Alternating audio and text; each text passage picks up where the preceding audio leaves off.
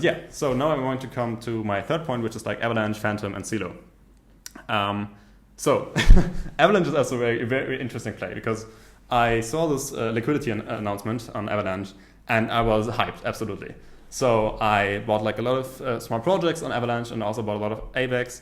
And so then I thought about, okay, you know what, I think I might go bigger in that. So I actually bridged just 1 or 2 days ago, I bridged like a bit more money onto Avalanche. And then Fantom and Silo both announced a liquidity incentive as well. So that was not good for my stack.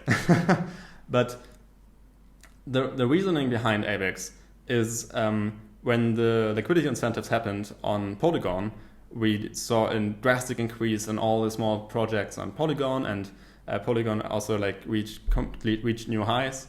And if you see on Aave, I think Polygon, there's still like a lot of capital still on Polygon. And this all bridged to Polygon because of these liquidity incentives. And if you combine good incentives with actually a good ecosystem, and I think if you look at Avalanche, it is a very interesting ecosystem. I think there's immense gains to be made. The thing is, Polygon didn't have competition, and Avalanche does. So Avalanche, I think they announced 180 million of liquidity incentives. I tried to figure out if this was in AVAX tokens or in the value of AVAX tokens, but I couldn't.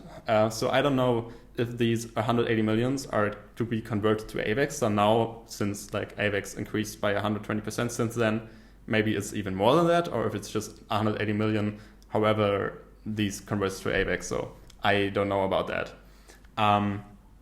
But yeah, and then Fantom, they also announced a liquidity incentive program. And the difference between Fantom and AVAX is AVAX, they provide liquidity on Curve, on Sushi, and then Aave. So on these blue chip DeFi products. So when people they put their capital on there, they provide collateral, they can then farm more AVAX as incentive to provide the capital and to bridge over to Avalanche.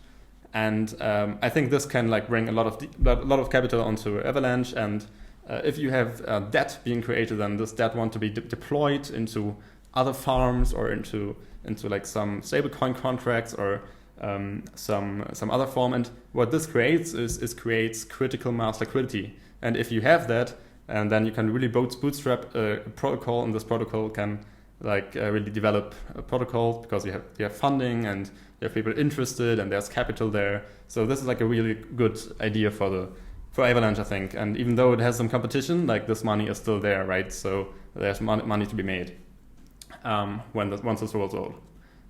So looking at Fantom, they have a very interesting other approach.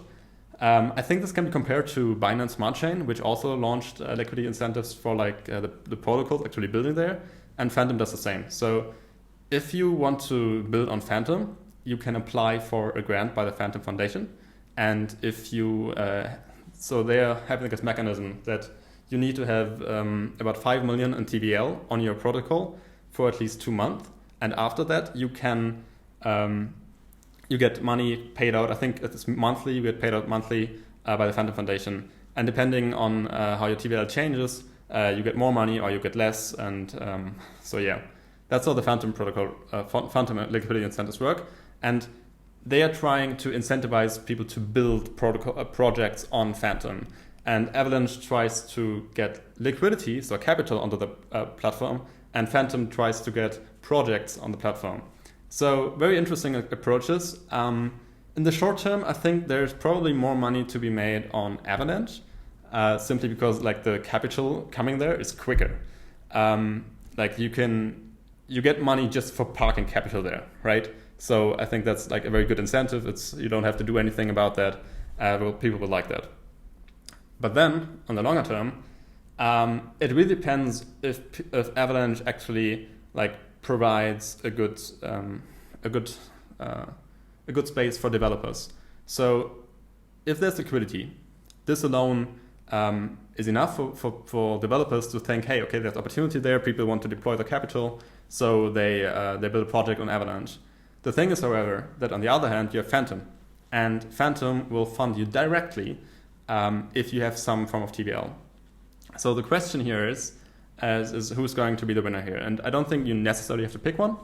But I think in the long term, it's very attractive model from Fantom as well to attract builders. But it's just both in the end attract projects, right? Projects want money. If there's liquidity on Avalanche because of there's a liquidity incentives on Aave, that's great. There's still liquidity, so you can capture that upside. And if you get like this liquidity directly from the Fantom Foundation, which is also great. But the thing is, on the Fantom Foundation, you first have to get to a certain point of TVL. So you have to, and Fantom doesn't have a direct attraction for that TVL and like yield farms, just like Avalanche has. So I think there's like a slight advantage for Avalanche in this regard. So yeah, maybe a bit unstructured. My thought process is also still developing. But yeah, so these are my thoughts on Avalanche and Fantom. I think both are very interesting projects. Yeah, looking forward on how these develop. But yeah, also I think about these critical mass liquidity thinking. The same goes for Cardano, right? Cardano has, I don't know what market cap does Cardano have now. I mean, we are almost at like $3, right?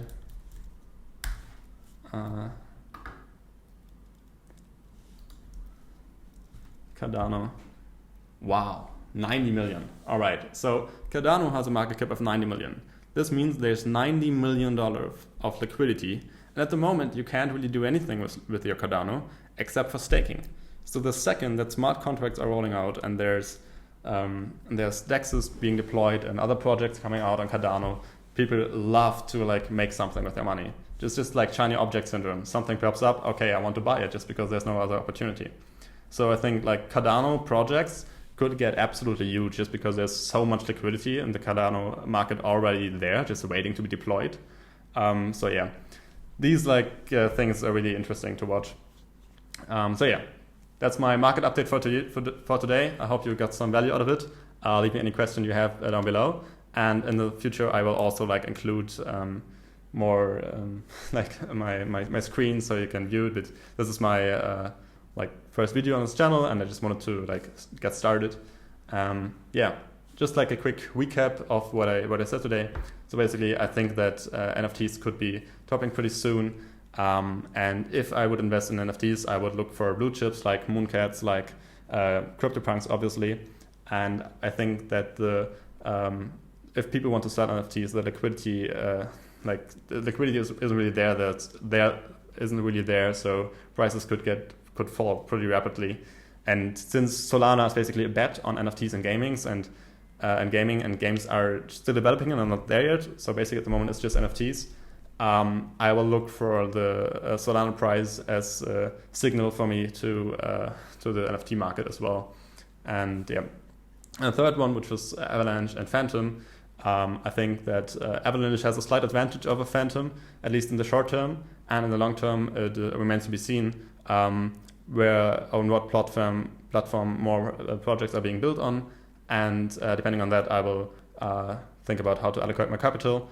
But I think there's definitely money to be made when there's new projects coming out to Fantom, so I will definitely check them out. Yeah, so that's it for me today. And yeah, like I said, feel free to leave any comments, any thoughts you have, and see you soon.